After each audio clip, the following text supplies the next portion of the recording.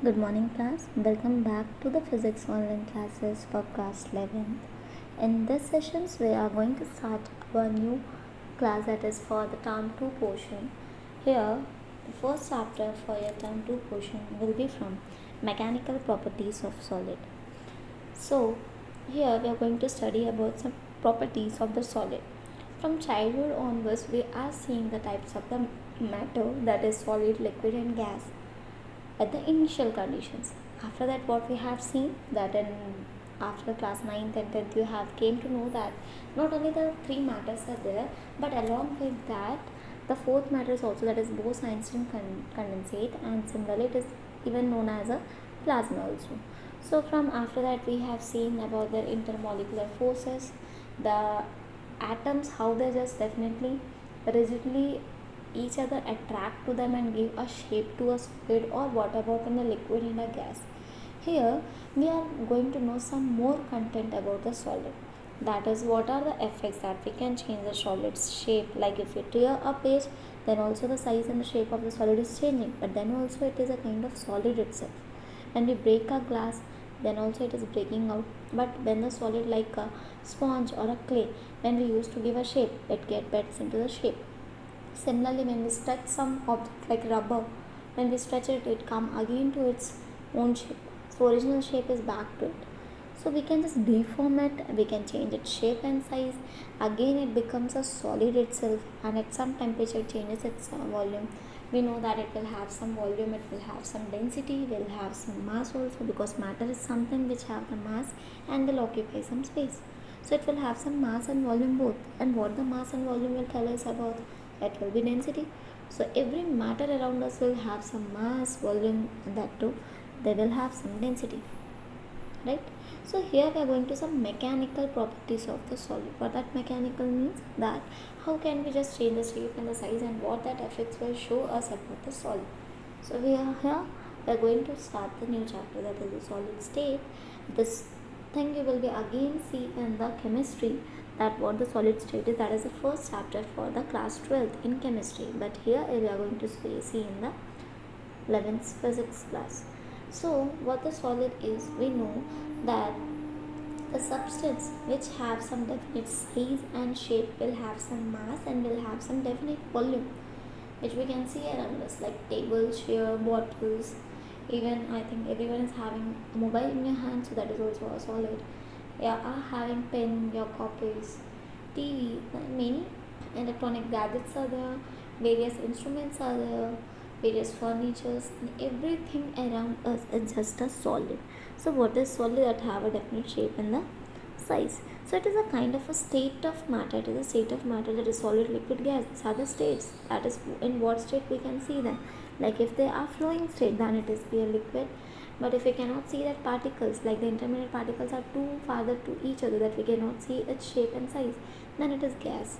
So similarly, it shows the states of matter. And what we have seen this childhood, we used to draw one diagram, right? How to distinguish between solid, liquid, and gas. We used to draw a box, and in that we used to show the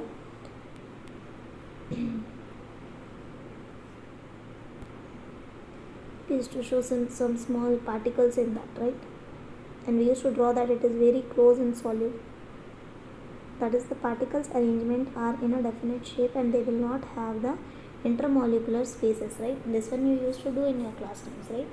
So what it shows you, that it will have some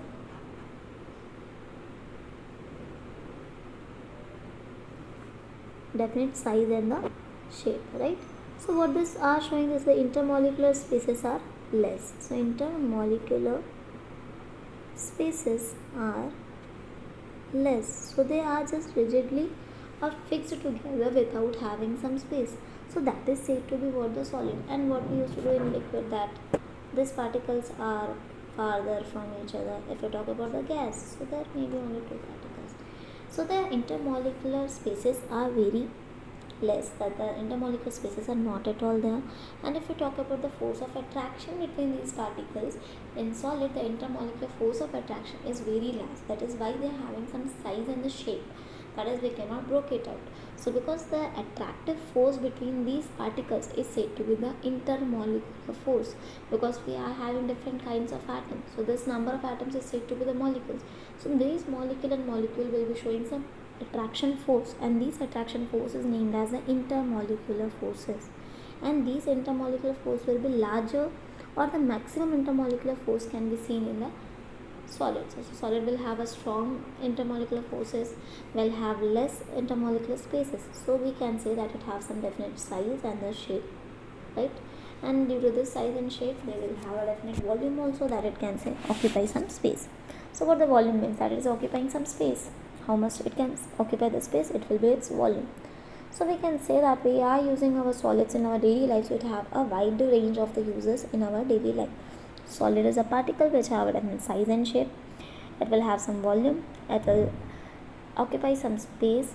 It have the regular arrangement of the atoms inside it, and these atoms does not have any intermolecular spaces, so it gives a regular size and shape to an object.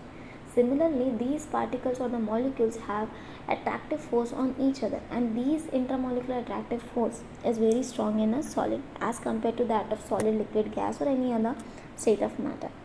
And here the intermolecular spaces will also be very less as regard to the liquid and the gas.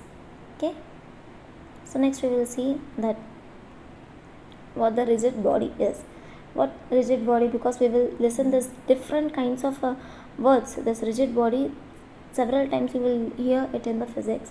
So what that means, that we just imagine a body which have its a particular size and shape which cannot be deformed, that we cannot deform it, and it is impossible because we cannot have any rigid body around it. It cannot be deformed, as every object can deform at any instant, right? Whether the force required will be more, but at any instant it can be changed. So deformation will not happen in this rigid bodies. So it is an ideal condition. We can say that in the physics we are just assuming an object that is rigid body, it will have its own size and the shape which cannot be deformed. So it is just an ideal condition. So what is rigid body? That is the idealization of the solid body in which the deformation is not applicable, and the distance between the 2 points, that is in a rigid body, remains constant, whether it is external force is applied on it or it is not applied on it along with the time. So it will remain constant, but it does not happen because the solid bodies are not perfectly rigid everywhere, because if we apply a more and the more force, there will be some changes in the deformation. So it will be deformed along with the force applying on it. It will depend on the magnitude of the force applied on it. So rigid bodies are the, you can say, assumptions by the physics, that is we are considering an object. So here we are going to talk some properties of the solid, that we have different types of matters that we can see around us, and we have categorized this matters as solid, liquid, gas. And these in solid, liquid, gas, mostly in chemistry we used to study about the properties, that how this intermolecular spaces work, how they vibrate each other in the molecular spaces, because solid the movement of the particle is not there, so the kinetic energy will be zero, but constant kinetic energy you can say, but because the particles cannot move, but they try to vibrate it on its mean position, you can say, because the spaces are not more now, so they will try to vibrate on it, they cannot move around the solid. So there's different properties which you can link about saying solid, that one will be physical property, one will be the chemical property. So what the physical property will show, that the object, when we used to see what are the things that you can identify by observing it, will be said as a physical properties, like what color it is, what is the state of a property that object is, how much weight it is, how much dense it is, how much space it is occupying, what is the texture, what is the color. So this all things can be observed directly. So the properties which can be observed directly by seeing an object will be taken as a mechanical properties or the physical properties, right? And what were the chemical? So there will be a change in the chemical properties. So this is what the physical change, and we have learned this earlier in the different classes also, that what the physical change is, that is if we are changing its size and the shape, that is a physical change. So the identity of that object will not change, like if we are changing the like if you are tearing a paper or you are breaking a glass, so we are just, what you are doing, you are changing the size and the shape of the paper or a glass, or you are just breaking a wooden block. So here what we are changing, we are just changing the size and the shape. We are not changing its identity, because now also it is a wooden piece itself, it is a piece of paper itself. So it is now also it is a solid form. We are not changing its state. So physical change is kind of a changing size and the shape. Okay, and the substance identity will be not changing, and the new substance will be not formed during this reactions. That is, by tearing we cannot make a new substance. Now paper is a paper, but only the size and the shape is changed. So now also it is a form of a solid. Okay, so this is what the physical changes. Now we will be seeing the properties like chemical properties. So how can you just observe it? That is, a physical property can be observed directly by seeing it, like texture, color, or hardness, softness. We can see it by seeing it, observing it by directly our eyes, that they are having some texture, they are having some color. Similarly, chemical properties are observed when some new substance is formed. In physical change, there was a new substance is not formed, but here some new substance will be formed, and there will be change in the substance identity also, that it can change in the state, it can change in the color. So different transformation will be done in the substance, and that substance will be you can say the new substance is also formed. So that is what the chemical change will be. So new substance will be formed during the chemical change, and the chemical substance can only seen when its state is changed or the color is changed. So this can be observed by seeing that some changes in the solid. This is for the chemical properties and the chemical changes. For example, you can see here the nail is there. Iron is solid at the room temperature, right? How we can see that nail, if you take an iron nail and you see it, what you can say, what is the size of that iron nail, what is the color, what the material which is it made of, and how can you use it. You can tell that it is solid in the state when it is kept at room temperature, because after that if you take it to the high temperature it will get melt. So we can say that it is room temperature, it is at solid condition, so the matter is solid. So this is how we can tell the state of the matter also. If we talk about the chemical reaction, like if you take this iron nail in the rain and leave it, then the reaction of this water H2O with the iron and the oxygen presence in the atmosphere, rust will be formed. We know about the rust. So the rust is formed on the iron nail, and there is some color change in the iron nail. So by the color change we can say that yes, some rust is formed over here which cannot be physically observed, or we cannot be observed directly, but some change is done, and by which reaction it is done we can't say, but we know that it is present due to the oxygen presence and due to the water, right? So this is the transformers for one substance into other substance, or the change of the state of the matter, like we are changing ice into water. This is all the chemical changes, right? Like changing of milk into curd. We know that the curd is in the form of some thick denser liquid it is, and milk it is a total liquid format. So this is how we can say that it's a chemical change, that it's changed its state of matter also. If we talk about density, density formula, from there we can derive it, that mass upon volume. There, from there you can tell what density is. That density will depend on the mass and will depend on its volume. What is mass? That is what the physical quantity of that material will be. So what are the particles or the constituent particles will be present in it, will be showing the mass, that how much the weight of it. Similarly, if we talk about volume, then how much the space is going to surround through it or occupy by it.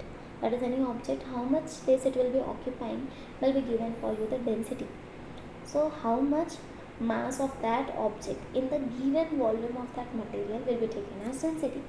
So density is given as mass upon volume. That is, density is given as mass upon volume, and density is given by the letter rho. Okay, so this is what the density is equals to mass upon volume.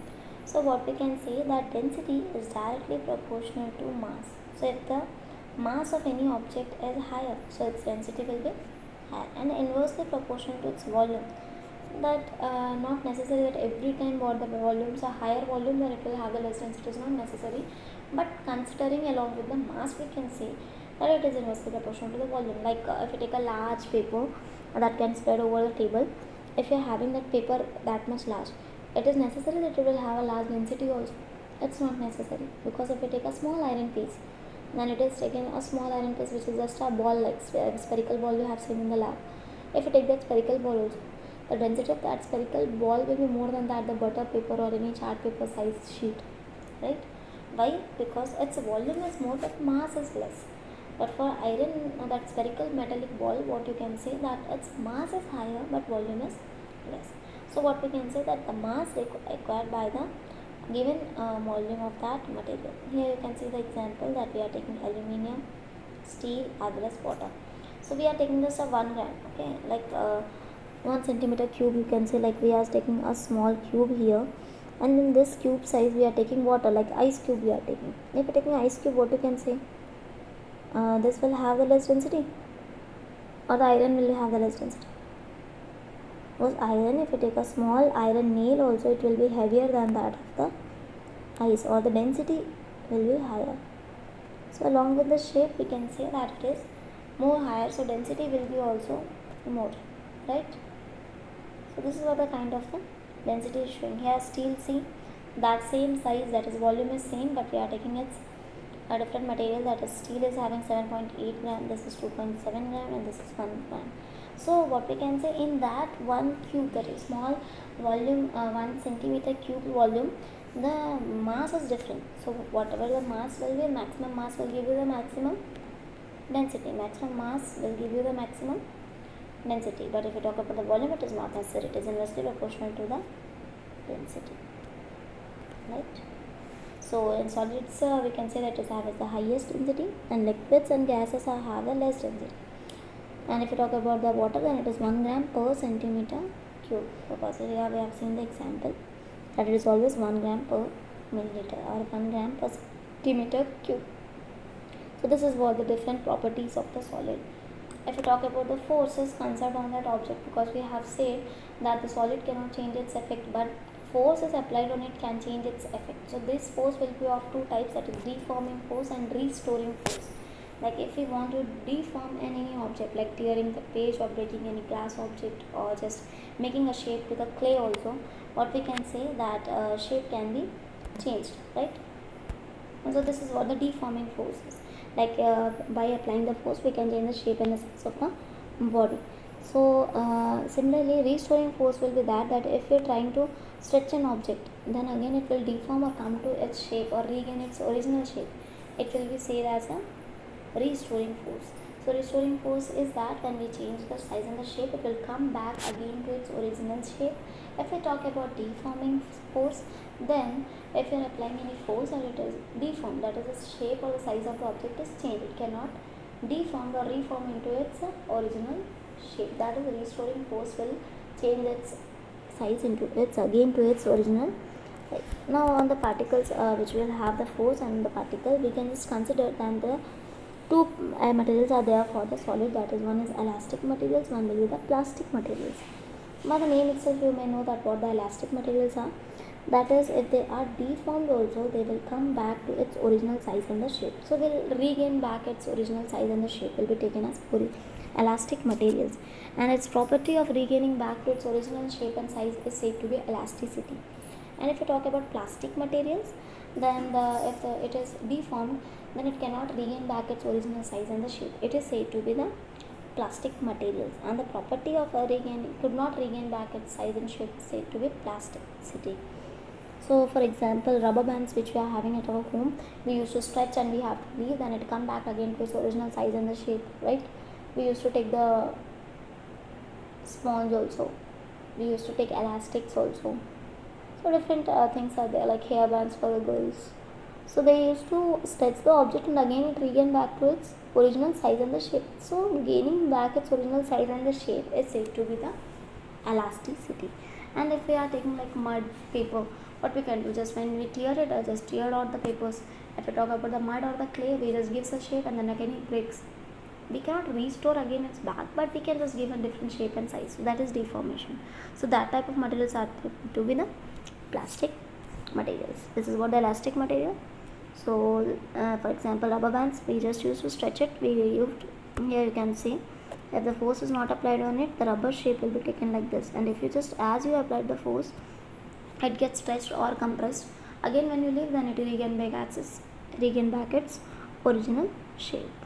This is what the elastic materials are, and this is what the example of the plastic material, like we have talked about the clay and the soil, that a person is just trying to make a size and shape to the soil, but it cannot be regained back to its original size, right? It will be soil itself. So this was the plastic material. and forces also we have seen. So this is one of the different, we see that introduction to the properties of the solids, normal introduction, because these properties you already know. So these are properties of the solid, simple solids you can say, and from there we can find out the value of different other properties of the solids also. So this is the introduction to your class, and next class we will be seeing that what the properties more we will be knowing about this. Okay, so thank you class, and try to see this online videos regularly, because for the term 2 we will be trying to complete our course by fast as soon as possible, and we consider that we have given your term 1 papers very nicely, but this time you will be having your offline papers, so just try work hard so that you can complete your course more fastly, and you have to give your term 2 very well, better than that of the term 1. Okay, so if you have any queries regarding this chapter or anything else, that if you want more better your course structure or a way of studying also, you can just ask me. Okay, or you can suggest me also. So thank you class.